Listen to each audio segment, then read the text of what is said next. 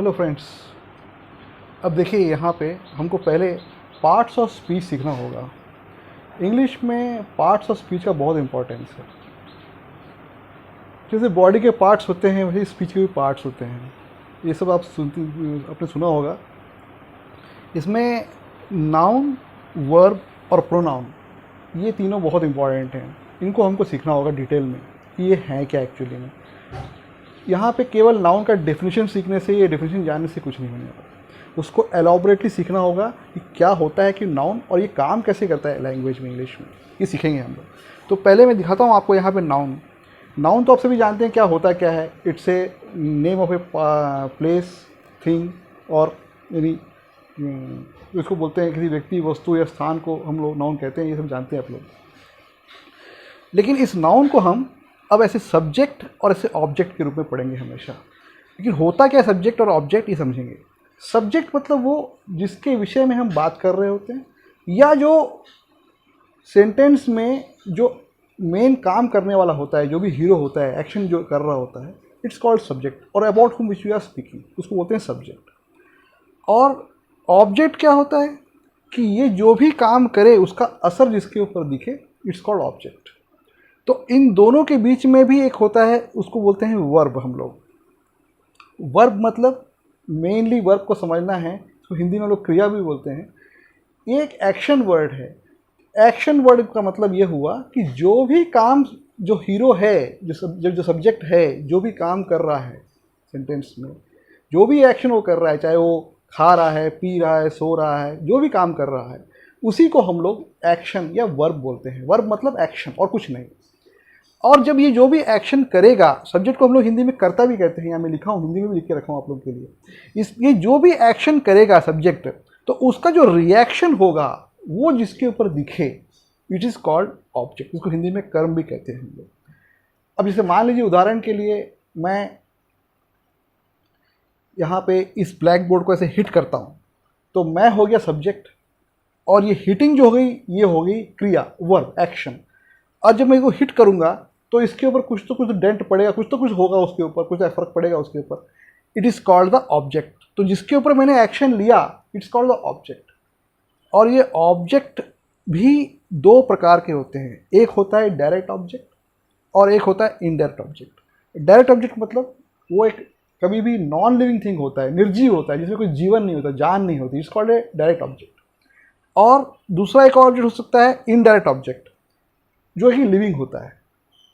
तो किसी भी सेंटेंस को फॉर्मेशन करने के लिए लैंग्वेज में पहली बात तो ये समझना होगा मुझे कि नाउन का सब्जेक्ट और वर्ब का होना बहुत आवश्यक है। इनके बिना तो कोई सेंटेंस बनना ही नहीं, कभी बनता ही नहीं।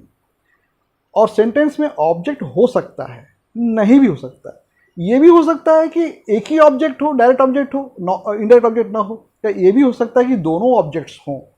तो it depends. But without an object also a sentence can be framed, but without subject and verb no sentence can be formed. तो ये मुझे ध्यान में रखना होगा कि सब्जेक्ट और वर्ब का बहुत इंपॉर्टेंस है। सब्जेक्ट और वर्ब हमेशा सेंटेंस में होने चाहिए, तभी सेंटेंस फॉर्मेशन होगा। तो ये बेसिक है जिसे हमने आज सीखा।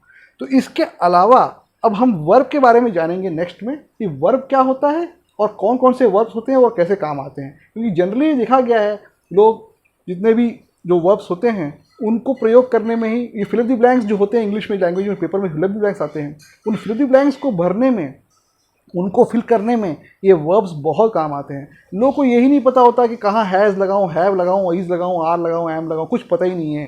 कहीं भी कुछ भी लगा देते हैं, इस वजह से वो गलती हो जाती है। तो उसको हम लोग यहाँ सीखेंगे आज कि कौन से वर्ब्स होते हैं और कैसे उनको हमको आइडेंटिफाई करना है और वो क्या काम आते हैं, इसको हम देखेंगे अभी। अब देखिए, वर्ब जो मैंने भी आपको बताया, ये एक एक्शन वर्ड है।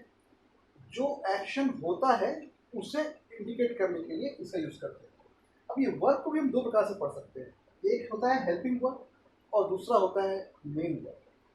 अब हेल्पिंग वर्ब सहायक क्रिया, जिसे मैंने यहाँ पे दिखाया, is, am, are, was, were, has, have, had, do, does, did, ये सब हेल्पिंग वर्ब्स हैं। अब ये है क्वेश्चन कि ये क्या काम आते हैं, कोई काम है भी या नहीं लैंग्वेज में, कि हम लोग यूँ ही पढ़े जा रहे हैं, इनको क्या काम है इनका, ये समझना बहुत जरूरी है। इनका मेन काम है, कई लोग बोलते हैं कि सर सेंटेंस को फॉर्म करने के लिए यूज होता है, सेंटेंस को कंप्लीट करने में काम आता है, ऐसा कुछ नहीं। ये हमको टाइम बताते हैं सेंटेंस में कि किस जो मेन एक्शन जो हो रहा है, आप जो नहा रहे हो, खा रहे हो, पी रहे हो, जो भी हो रहा है, ये किस काल में हो रहा है, किस टाइम में हो रहा है। टाइम मतलब वर्तमान में हो रहा है, भूत में हो रहा है, भविष्य काल में हो रहा है, present tense, past tense, future, किस टाइम में हो रहा है, ये बताने के लिए इनको जानना बहुत जरूरी है। यही वो हैं। क्या ये हिंदी में होते हैं? ये सवाल है, क्या ये सेंटेंस हिंदी में भी होते हैं? जी हाँ, हिंदी में भी सेंटेंस होते हैं।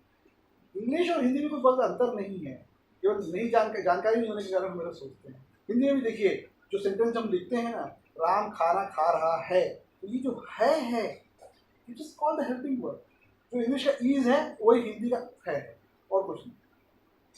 खाना खा रहा था, अब था बता रहा है भूतकाल, तो था बताने के लिए वो हेल्पिंग वर्ब है, हिंदी का हेल्पिंग वर्ब है, जिसको हम उनको वाज यूज करते हैं इंग्लिश में। वही चीज़ है जिसको मैं हम लोग सीखेंगे, उसको एक एक करके मैं बताऊंगा आपको धीरे धीरे। टेंस, तो टेंस जो होता है, टेंस का मतलब ही होता है हेल्पिंग वर्ब। जो इंग्लिश का जो स्टूडेंट होगा, जिसको इंग्लिश को मास्टरी करनी है, उसे हेल्पिंग वर्ब पे नजर रखनी होगी, इनको अच्छी सीखना होगा। अगर इसको सीख लिया तो उसे टेंस को काबू करेगा। टेंस उसके लिए बहुत बड़ा कोई प्रॉब्लम नहीं क्रिएट करेगा, क्योंकि अधिकांश लोग इसी चीज़ को नहीं समझ पाते हैं, नहीं समझते हैं, नहीं जानते हैं, इस वजह से उनको टेंस सीखने में प्रॉब्लम होती है। तो इसको आप देखिए, तो एक चीज़ माइंड में रख लीजिए कि these are used for expressing the time. Present में काम चल रहा है कि पास्ट में चल रहा है कि फ्यूचर में चल रहा है, ये यदि मुझे जानना है तो मुझे इनको ध्यान में रखना होगा।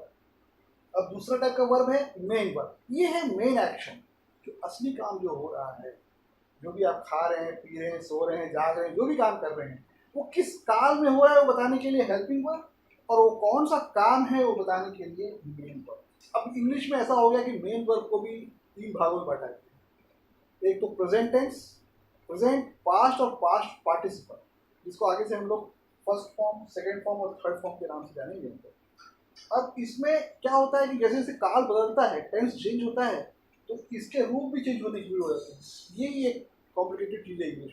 अब देखिए, फर्स्ट फॉर्म में होगा तो वही सी है, सेकेंड फॉर्म होगा तो वही सॉ हो गया, और थर्ड फॉर्म में वही सी हो गया। देखिए, गो है तो वेंट हो गया, गॉन हो गया। जैसे जैसे फॉर्म चेंज होता है, रूप चेंज होता है, और अलग अलग टेंस में अलग अलग फॉर्म्स यूज करते हैं हम लोग।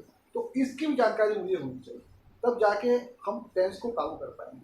तो ये था वर्ब के बारे में एक brief description, only brief description. अभी कुछ भी एलॉबरेट नहीं करें, तो फंडामेंट्स पढ़ा रहा हूँ। फंडामेंट्स एक बार क्लियर हो जाएंगे तो ऑटोमेटिकली हम लोग सब चीज़ समझना शुरू करेंगे। चलिए अब मैंने आपको 3 पार्ट्स दिखाए बोर्ड पे। एक नाउन दिखाया, इसके बारे में बताया मैंने, एक वर्ब बताया, उसके बारे में बताया, और तीसरा था प्रोनाउन। इसको समझते हैं क्या है। ये तीनों बहुत इंपॉर्टेंट है। बाकी पार्ट्स ऑफ स्पीच जो हैं वो डेकोरेटिव हैं, उनको हम यूज़ करते हैं, कभी यूज़ नहीं करते, लेकिन ये तीनों चीज़ों का हमेशा यूज़ होता है लैंग्वेज। प्रोनाउन क्या होता है समझते हैं इसको पहले। इसको मैं आपने हिंदी में देखा होगा आपने, सर्वनाम होता क्या है? The words which are used in place of noun, अर्थात जिन शब्दों का प्रयोग संज्ञा के बदले में करते हैं उसको हम लोग प्रोनाउन या सर्वनाम कहते हैं। क्यों इसकी जरूरत पड़ गई? क्या जरूरत है इसकी?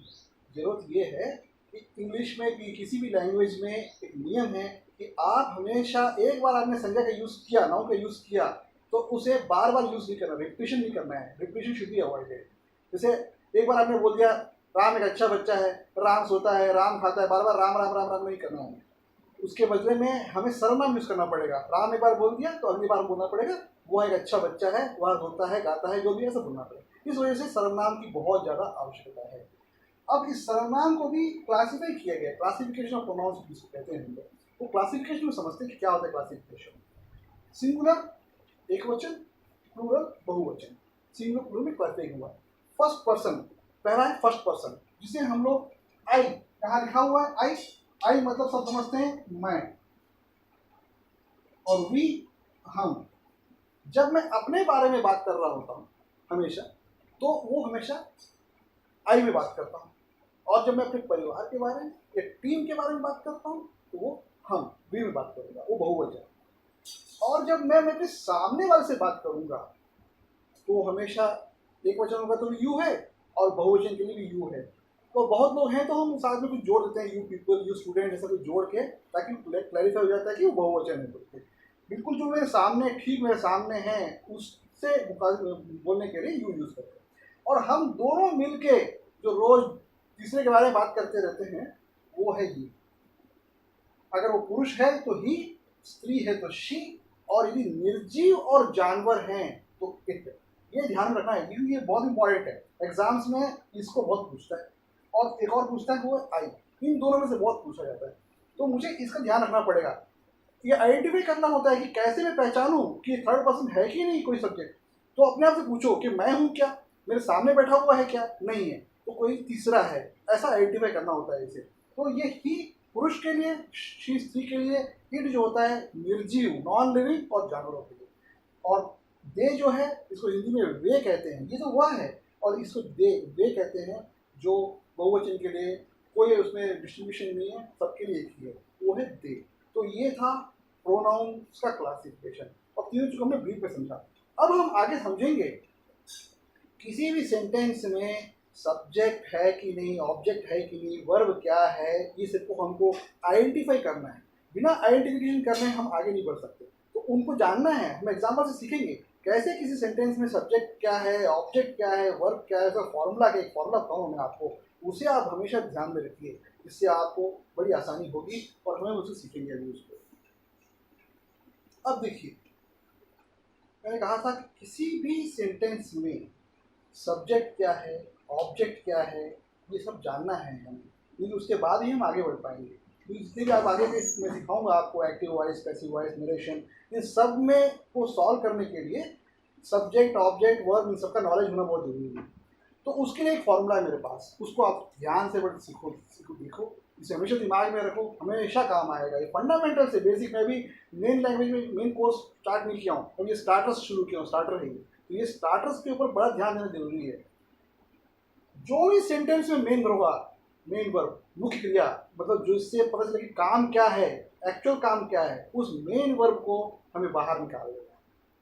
वो भी देखेंगे, एग्जाम्पल सिखाऊंगा कि कैसे उसको बाहर निकालें। पहले फॉर्मूला सीख लेते हैं। उस मेन वर्ब से आप एक क्वेश्चन करिए, हु लगा के, हु मतलब कौन, कौन कर रहा है, तो आपको जो आंसर मिलेगा वो सब्जेक्ट होगा। उसी मेन वर्ब से फिर आप एक क्वेश्चन कीजिए व्हाट लगा के, क्या कर रहा है, तो क्या कर रहा है, तो उससे जो आंसर मिलेगा वो होगा डायरेक्ट ऑब्जेक्ट, क्या किया, क्या दिया, क्या नहीं कर। और उसी मेन वर्ब से आप एक क्वेश्चन और करेंगे whom या किसको लगा के, तो आपको आंसर में जो मिलेगा वो है इनडायरेक्ट ऑब्जेक्ट, इनडायरेक्ट ऑब्जेक्ट। ये इस प्रकार से आपको सब मिल गए, main verb, subject, indirect object, direct object, सब मिल गया। अब इसको आपने समझ लिया है यदि, तो इसे हम एक एग्जाम्पल समझते हैं। एक्चुअली ये फॉर्मूला है, इस फॉर्मूला को एग्जाम्पल में फिट करके देखते हैं कि हम सेंटेंस फ्रेम कर सकते हैं या नहीं, उसको अभी हम लोग देखते हैं। अब देखिए, उसी चीज़ को हम जो पिछले इसमें मैंने जो अभी फार्मूला समझाया आपको, उस फार्मूला को हम एक एग्जांपल समझते हैं। कैसे? इस एग्जांपल्स में हमने सब्जेक्ट ऑब्जेक्ट को डिवाइड किया। यहाँ पे उदाहरण के लिए एक सेंटेंस है हिंदी में। अब देख लीजिए, राम ने श्याम को एक पेन दिया। अब यहाँ पे मुझे ये पता करना है कि वर्ब क्या है। हिंदी में भी वर्ब होता है कि नहीं? हिंदी में भी वर्ब होता है। जो जिस किसी वर्ड में भी एक्शन दिखे, काम दिखे, वही वर्ब होता है। और हिंदी में वर्ब जो होता है वो आखिरी में होता है, और उसके बाद कोई भी लेटर लिखा हो, है, था वगैरह, वो हेल्पिंग वर्ब होता है, और उसके पहले जो अक्षर होता है वही वर्ब होता है। अब दिया में क्या है? काम दिख रहा है, कुछ ना कुछ किसी को एक्शन है, एक्शन, इसलिए ये मेन वर्ब है। एम भी लिखा हूँ, मेन वर्ब है। इसको पिक कर लिया मैंने, इसको पिक कर लिया, इसको इंग्लिश में बोलते हैं गेव, क्योंकि हो चुका है काम। दिया में क्या है? काम हो चुका है ऑलरेडी, मैंने राम को पेन दिया तो हो गया काम, तो इसलिए उसका सेकेंड फॉर्म पास्ट टेंस भूतकाल गिव का गेव होता है, इसलिए गेव यूज किया यहाँ गेव। अब उसके आगे लगाया हो, हु, कौन दिया या किसने दिया, तो आंसर आ गया राम, जो कि सब्जेक्ट है। फॉर्मूला में फिट कर दिया सब्जेक्ट। अब उसी गेव में मैंने फिर से क्वेश्चन लगाया, क्या दिया भाई राम ने, तो ए पेन, तो वो भी आ गया डायरेक्ट ऑब्जेक्ट वहाँ। अब तीसरी बात ये है कि गेव के आगे मैंने बोला किसको दिया पेन, तो वो है श्याम। ये हो गया आपका इनडायरेक्ट ऑब्जेक्ट, इनडायरेक्ट ऑब्जेक्ट, ये जो कि हम लोग सीख चुके। तो मुझे अब सब डेरिवेटिव्स मालूम चल गए यहाँ पे कि मेरे पास सब्जेक्ट भी है, ऑब्जेक्ट्स भी हैं, वर्ब भी है, सब है मेरे पास, सब शब्द पता है। अब मुझे सेंटेंस का फॉर्मेशन करना है, इसी सेंटेंस को अंग्रेजी में लिखना है, इंग्लिश में लिखना है मुझे। अब मान लीजिए मुझे सब शब्द पता है, किसी लैंग्वेज सब शब्द पता है, लेकिन उनको सजाना नहीं आता है। सजाना भी जरूरी है ना, कि कैसे सजाया जाए उसको। मान लीजिए मुझे पता है हिंदी और मुझे प्यास लगी हुई है, शब्द सब पता है, तो मैं बोलता हूँ गला पानी प्यास मुझे, तो आपको हंसी आएगी उसमें कि भाई इसको तो हाँ समझ में आ जाएगा कि प्यास लगी है, लेकिन उनको ये पता चल जाएगा इसको हिंदी बोलना ठीक से आता नहीं है, शब्द कहीं भी लगा रहा है, कहीं भी लगा रहा है। तो मुझे शब्दों को सजाना भी आना चाहिए लैंग्वेज में। तो कैसे मैं सजाऊं, उसको कहते हैं सिंटैक्स इंग्लिश में। तो उसको हम देखेंगे कैसे शब्दों को सजाया जाए इंग्लिश में, और हिंदी में भी अंतर समझाऊंगा कैसे अंतर होता है। अब देखिए कैसे शब्दों को सजाना है उसको देखते हैं। इसको कहते हैं इंग्लिश में सिंटैक्स। पानी की टंकी नहीं है भैया, सिंटैक्स मतलब शब्द संरचना, कि कैसे शब्दों को सजाया जाए, इसके बारे में बात कर रहे हैं। तो नॉर्मली इंग्लिश में जो फॉर्मेशन करते हैं हम लोग सेंटेंस को फॉर्म करने के लिए, उसका स्ट्रक्चर ऐसा होता है, सब्जेक्ट, उसके बाद आता है हेल्पिंग वर्ब, फिर आता है मेन वर्ब, फिर इनडायरेक्ट ऑब्जेक्ट, फिर डायरेक्ट ऑब्जेक्ट। ये सीक्वेंस है जिसमें हमको शब्दों से जाना है। इसमें ऐसा हो सकता है कि कई बार सेंटेंसेस में हेल्पिंग वर्ब नहीं होता है, जैसे कि इस सेंटेंस में है नहीं। मैंने बताया आपको सेंटेंस हेल्पिंग वर्ब हमेशा मेन वर्ब के पीछे होता है, यहाँ आपको दिख नहीं रहा है। तो ऐसा हो सकता है कई बार कि हेल्पिंग वर्ब होता ही नहीं सेंटेंस, लेकिन मेन वर्ब तो होगा। तो यहाँ हेल्पिंग वर्ब नहीं होगा, तो उस स्थिति में ये मेन वर्ब स्किप होकर सेकंड पोजीशन में आ जाएगा, यहाँ आ जाएगा। यहाँ पे है नहीं हेल्पिंग वर्ब, तो ये मेन वर्ब सेकंड पोजीशन में आ जाएगा। एक और बात ये कि ये इनडायरेक्ट ऑब्जेक्ट और direct object they can interchange their positions, वो अपने प्लेस चेंज कर सकते हैं। ये आगे भी आ सकता है, ये पीछे जा सकता है, या ऐसे ही रह सकता है, दोनों हो सकता है। देयर इंटरचेंज पोजीशंस, ऐसा कोई जरूरी नहीं है कि ये फिक्स पोजीशन ऐसा ही है। तो हम दो एग्जांपल्स को देखेंगे। पहला एग्जांपल इसी को देखेंगे हम। अब देखिए जो हमने डिराइव किया फॉर्मूले से, हमने सब्जेक्ट भी डिराइव किया, वर्ब तो था ही हमारे पास, ऑब्जेक्ट्स भी डिराइव किया हमने। तब हमको उनको प्लेस करना था सेंटेंस में। कैसे प्लेस किया हम देखते हैं उसको। सब्जेक्ट के नीचे सब्जेक्ट लगा दिया, राम के नीचे राम लिख दिया, मेन वर्ब के नीचे मेन वर्ब गेव लिख दिया। अब इनडायरेक्ट ऑब्जेक्ट क्या था हमारे पास, श्याम था, उसको लिख दिया, डायरेक्ट ऑब्जेक्ट पेन लिख दिया। ये सेंटेंस बन गया आपका, इसका ट्रांसलेशन बन गया, Ram gave Shyam pen, sentence is complete. एक और तरीका है जो आप लोग को फेमिलियर होंगे, राम गेव लिख दिया, अब पेन टू श्याम, एक बीच में प्रीपोजिशन लगता है, इसको यहाँ ऐसा। अब कई लोगों को ये लग रहा होगा कि ये जो सेंटेंस लिखा है, इवन इंग्लिश मीडियम स्टूडेंट्स, कई इंग्लिश मीडियम के स्टूडेंट्स होते हैं उनको भी, ये जो सेंटेंस लिखा है सर, अगर मान लीजिए दोनों सेंटेंस में देता हूँ एग्जाम में आपको क्वेश्चन के रूप में, और पूछता हूँ कि इनमें से क्या ये दोनों सही है कि दोनों गलत है, एक सही एक गलत है, तो आपका रिप्लाई क्या होगा, वो मैं सुना। जनरली लोग बोलते हैं कि सर ये सही है, और इसके बारे में कहते हैं, कुछ लोग बोलते हैं कि गलत है, और कुछ लोग कहते हैं कि नहीं मालूम, पता नहीं सही है कि गलत है। ये मेरा एक्सपीरियंस बोल रहा है, क्योंकि ये 30 साल का जो एक्सपीरियंस पढ़ाने का है उसे। तो दोनों सेंटेंसेस सही हैं, बस कुछ देर बाद मैं आपको ये प्रूव करूंगा कि this sentence is also correct, ये और सेंटेंस करेक्ट है। लेकिन अगर एग्जाम में आ जाए तो 90% लोग इसको गलत बोलेंगे और इसको सही बोलेंगे, क्योंकि ये हमारे हैबिट में है ऐसा लिखना। तो इसको हम समझेंगे, लेकिन अभी आप समझ गए होंगे कि कैसे इस सेंटेंस को मैंने उन फॉर्मूला में रख के सेंटेंस को फ्रेम कर दिया। इसको आप समझ गए होंगे, सीख गए होंगे। आपको कोई भी दिक्कत हो, कोई भी चीज़ समझ में नहीं आया हो, आप अपने कमेंट सेक्शन में उसको लिखिए, मैं पढ़ूंगा उसको, और जो भी डाउट्स होंगे उनको मैं ज़रूर क्लियर करूँगा। अगर आपको ये वीडियोस अच्छे लग रहे हों तो इनको लाइक कीजिए, सब्सक्राइब कीजिए, और नोटिफिकेशन आइकन जो नीचे दिया हुआ है उसे अवश्य प्रेस कीजिए, ताकि आपको अपडेट्स मिलते रहें, और ये जो सिलसिला है जारी रहे, आपको नए नए वीडियोस मिलते रहें। ये मैं आपको सिखाऊंगा। अब देखिए यहाँ पे मैंने एक सेंटेंस हिंदी में फिर लिख दिया, वही सेंटेंस जो आपने अभी कुछ देर पहले देखा, जिसमें नाउन्स थे, राम और श्याम यूज किए गए, जिसको मैंने हटा के यहाँ पे सर्वनाम ले आया, प्रोनाउन ले आया। यहाँ मैंने उसने कर दिया और मुझे कर दिया, और कुछ चेंज नहीं है, बाकी पेन भी वही है और दिया भी वही है। अब उसने, इसको भी मुझे इंग्लिश में लिखना है, तो अब किसने दिया, कौन दिया, उसने, वो क्या होगा, थर्ड पर्सन है, मैं तो नहीं दिया, सामने वाले ने तो दिया, किसी तीसरे ने दिया, ये अंडरस्टैंडिंग है। वेदर ही और शी, जेंडर स्पेसिफिक नहीं है, कोई भी हो सकता है। गेव लगा दिया, कैसे लिखूँ इंग्लिश में उसको, he gave me a pen. ये सेंटेंस सही लग रहा है आपको? क्या ये सेंटेंस सही लग रहा है? ही गेव मी ए पेन, सही लग रहा है भाई, ये सही लग रहा है, लेकिन वहां वो गलत लग रहा था। क्यों भाई? अगर आप इसका फॉर्मेशन देखेंगे, सब्जेक्ट देख लीजिए, फॉर्मेशन, सब्जेक्ट, मेन वर्ब, ये हो गया आपका डायरेक्ट ऑब्जेक्ट, और ये हो गया इनडायरेक्ट ऑब्जेक्ट। यहां आपने बोल दिया वही चीज, यहाँ डायरेक्ट ऑब्जेक्ट, वहां भी यहाँ पे शाम था और यहाँ पेन था, यहाँ शाम के बदले में मी लिखा हुआ है। ये सेंटेंस तो मुझे सही लग रहा है भाई। क्यों? क्योंकि मैं हैबिचुअल हूँ ऐसा बोलने का, इसलिए ये सही लग रहा है। राम गेव श्याम ए पेन बोलते समय मुझे गलत लग रहा होता है, क्योंकि मैं वैसे लिखने का आदी नहीं हूँ। मुझे, मैं हमेशा Ram gave a pen to Shyam बोलने का ही आदी हूँ, इसलिए मुझे वो अच्छा लग रहा होता है, मुझे ये सही नहीं लग रहा होता है। लेकिन दोनों ही सही है, मैं यहाँ पर प्रूव करना चाहता था।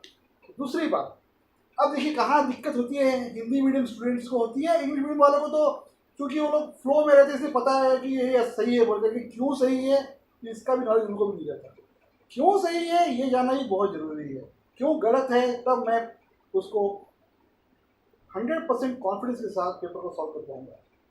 अब देखिए एक इंटरेस्टिंग चीज़ बताता हूँ मैं आपको। यहाँ पे मुझे बुखार है, यहाँ पे क्या था, उसने मुझे पेन दिया, एक पेन दिया, तो मुझे के लिए मैंने क्या यूज़ किया, यहाँ पे मुझे वर्ड के लिए मैंने यहाँ पे यूज़ किया me. Agreed? This word is called मुझे, इसको मैंने मी यूज़ किया यहाँ पे। अब यहाँ देखिए मुझे के लिए मैंने क्या यूज़ किया, आई यूज़ किया मैंने। इसका मतलब ये हुआ कि सेकंड सेंटेंस में मुझे के लिए मुझे को आई बोलते हैं। ये है कंफ्यूजन हिंदी वालों में। सर मैं कहीं आई यूज़ करूँ, क्योंकि हिंदी में क्या है कि एक ही वर्ड है और इंग्लिश में एक ही के लिए कई वर्ड्स होते हैं, अलग अलग सिचुएशंस के लिए अलग अलग वर्ड्स यूज़ किए जाते हैं। ये इंग्लिश को कॉम्प्लिकेटेड बनाता है। यहाँ देखिए, यहाँ पे मुझे यूज़ किया, यहाँ मुझे आई यूज़ किया। अब मैं काम करता हूँ सर, बड़े इंटरेस्टिंग, और ध्यान से सुनो क्या कर रहा हूँ। इसका मतलब ये हुआ कि मुझे is equal to me is equal to I, यही हुआ। मतलब मैथमेटिकली ये हुआ कि मुझे को मैं मी भी बोल सकता हूँ, मुझे को आई भी बोल सकता हूँ। तो मैं ऐसा करता हूँ कि मैं मुझे यहाँ हटा के यहाँ पे मी या आई हटा के यहाँ मी लिख देता हूँ, क्योंकि मैथमेटिक्स में एक फॉर्मूला होता है ना, सब्स्टिट्यूशन फॉर्मूला, कि अगर आप इक्वलेंट हो तो आप सब्स्टिट्यूट कर सकते हैं भाई, हम भी करते हैं वैसे ही। मैं यहाँ पे he gave I A pen लिख देता हूँ और यहाँ लिखता हूँ मी हैव फीवर, ऐसे लिख देता हूँ। ये देखोगे आप टीवी वगैरह में जितने भी जो फिल्म स्टार्स आते हैं या जो कैरेक्टर्स आते हैं, सब लोग मी बोल करते रहते हैं वो लोग, है ना, जो भी बोले मी। अरे मी स्पोकन लैंग्वेज में ठीक है भैया, लेकिन आप कंप्यूटर एग्जाम्स के लिए या रिटन लैंग्वेज में हमेशा मी करोगे ना, तो वो मी कर देगा आपको, है नहीं। तो आई हैव फीवर, तो मुझे यहाँ क्या है, यहाँ पे मुझे मैं लिख दिया आई, तो ये आई हटा के, क्योंकि इक्वलेंट है तो मैं यहाँ मी कर दूंगा भाई, और यहाँ पे मी हटा के आई कर दूंगा भैया। अब मुझे समझाओ क्यों गलत है भाई, क्योंकि मैंने प्रूव कर दिया कि मुझे को मी भी बोलते हैं, मुझे को आई भी बोलते हैं। आप समझ रहे मेरी बात में क्या कह रहा हूँ? तो ये बारीक को समझना है कि क्यों ऐसा है, कि मुझे को यहाँ पे मुझे मी क्यों यूज करना है और यहाँ मुझे को मुझे आई क्यों यूज करना है। तो इसका रीजन ये है सर कि यहाँ जो मी है या मुझे है वो वर्ब के बाद आया है, ध्यान से देखिए, और यहाँ पे जो मुझे है वो वर्ब के पहले आया है। तो इसका मतलब ये हुआ कि जब भी प्रोनाउन वर्ब के आगे होगा तो सब्जेक्ट कहलाएगा, उसका कुछ और रूप होगा, और वही प्रोनाउन जब वर्ब के पीछे होगा तो कुछ और रूप होता है उसका, वो ऑब्जेक्ट कहलाता है उस समय। तो सब्जेक्ट होगा तो कुछ और रूप होता है, ऑब्जेक्ट होगा तो कुछ और रूप होता है। ये है इसका पीछे कारण, इसको समझना पड़ेगा मुझे अच्छे से, है नहीं। इस वजह से यहाँ पे देखिए हैव एक वर्ब है, उसके आगे आया है मुझे, तो इसलिए वो आई कह रहा है, सब्जेक्ट है इसलिए। और वही जब पीछे चला गया, वर्ब के पीछे चला गया, तो वो ऑब्जेक्ट हो गया और उसका रूप भी चेंज हो गया, वो मी बन गया वो। इसलिए ये इक्वलेंट होते हुए भी मैं ऐसा यूज नहीं कर सकता। ये इसके पीछे का फंडामेंटल कारण है। आगे क्लास में हम ये समझेंगे कि कैसे ये इनके रूप और क्या क्या रूप होते हैं इनके, कैसे इसको हम लोग हैंडल करें, तो समझेंगे।